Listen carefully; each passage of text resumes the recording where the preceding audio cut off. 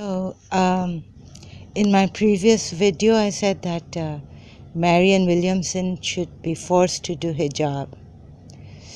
So, I was meditating on this today, contemplating, and I realized what I really wanted to say is that your people just cannot go into Iraq, a different culture, different religion,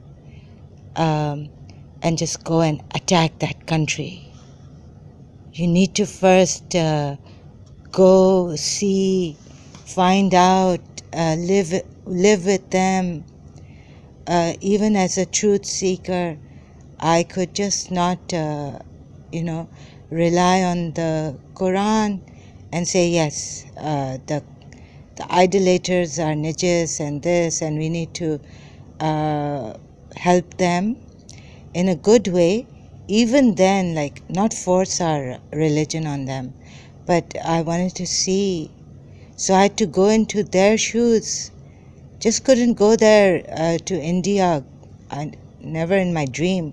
My religion doesn't allow that thing to me. So today I just remembered that, can you believe this? To kill a mockingbird quote. What I used to do is when I would be strict with my siblings, I would contemplate, put myself in their shoes. And then even when I was strict, I would later on feel guilty about it. But I'd have to contemplate. So here is the quote of the book To Kill a Mockingbird. You never really understand a person until you consider things from his point of view, until you climb inside of his skin and walk around in it. So I really, what I wrote years back was that I really don't understand what's going around in this life, what's happening. Little do I understand what is going on, in this life. I mean, my religion, Islam, has so much humanitarian things in it, and etiquettes, justice, fairness, fair play, engraved in our hearts, in our souls, in our minds. So even in college, when I was listening to American songs and Indian songs on my Walkman, I would tell God, and then I started to joke with them, please God, look the other way. And I'm really sorry.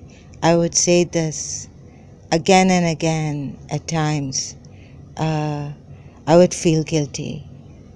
And yes, about Syria, I hope President Assad doesn't allow these Americans to come into our Damascus, Bibi Zainab, Salam Allah Alaiha's Rosa, anywhere near her Rosa, please. This is our very sanctified sanctorium.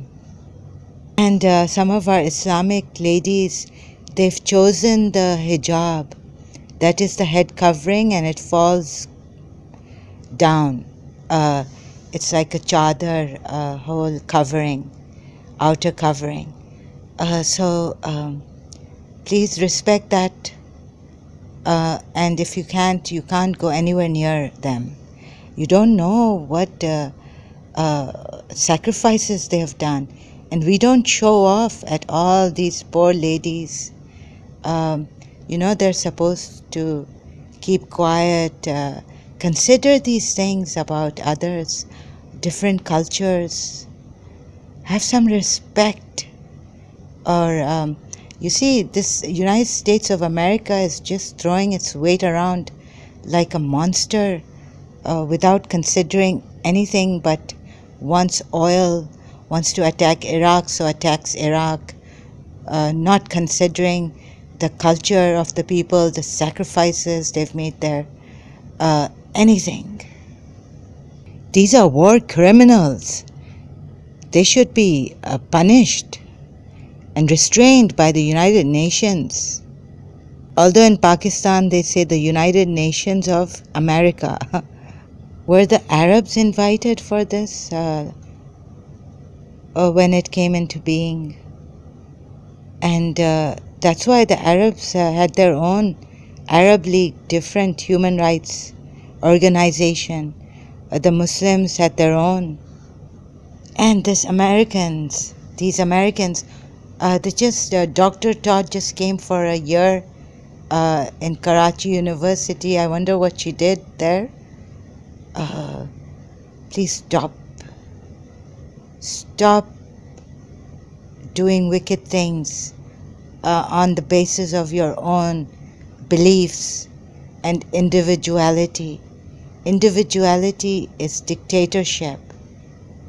There's a saying in our religion that if you act upon your own, notwithstanding people around you, then you are a dictator.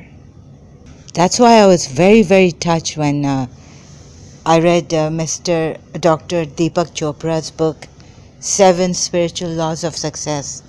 He says whenever you act, consider in your heart the feeling, what it gives you. Consider the people around you, what effect it will have overall on everyone.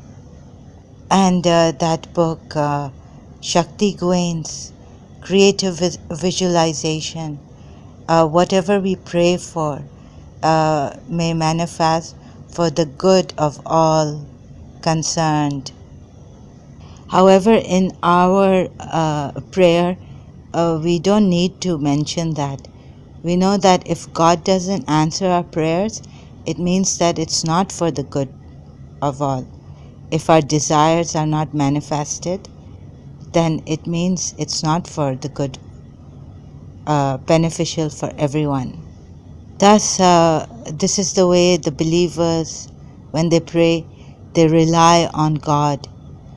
They don't rely on their own judgment and mind and keep repeating and all that. We don't need to keep repeating. We know that God hears before even we think or say. And Damascus, what Bibi Zainab went through, Salam Allah alayha. Consider the history of Karbala, Kufa, Sham, Ahl-Bayt alayhi salam. You see, you go to museums and there are people who really give value to the old historic places, monuments, but we give a lot of importance to the spirits, the souls of the martyrs, those who have sacrificed. And so we try our best. We're doing our best.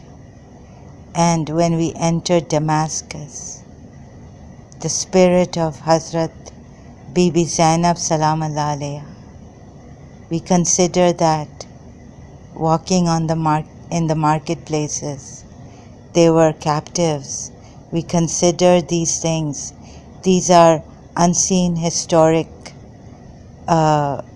things for us, which hold a great value. So please, these people, I've seen the Mariner, J. Elliot, parties, and they don't realize, they don't understand the depth of spirit in us, religious spirit, value of sacrifices made on the soil of Karbala, then how the women folk were taken captive, and every step of the way their spirits are ever alive. And these people, these Americans, cannot value such things or take into consideration. That's why I really fail to understand what they are doing and what they have done and what the people have done over the years. And so look at this, what Khalil Gibran has written in We and You. You crucified Jesus and stood below him, blaspheming and mocking at him.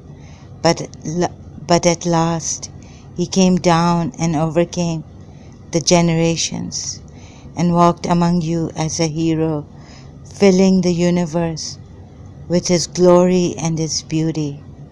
You poisoned Socrates and stoned Paul and destroyed Ali Talib and assassinated Mahadat Pasha, and yet those mortals are with us forever before the face of eternity. We are the sons of sorrow, and sorrow is a rich cloud, showering the multitudes with knowledge and truth.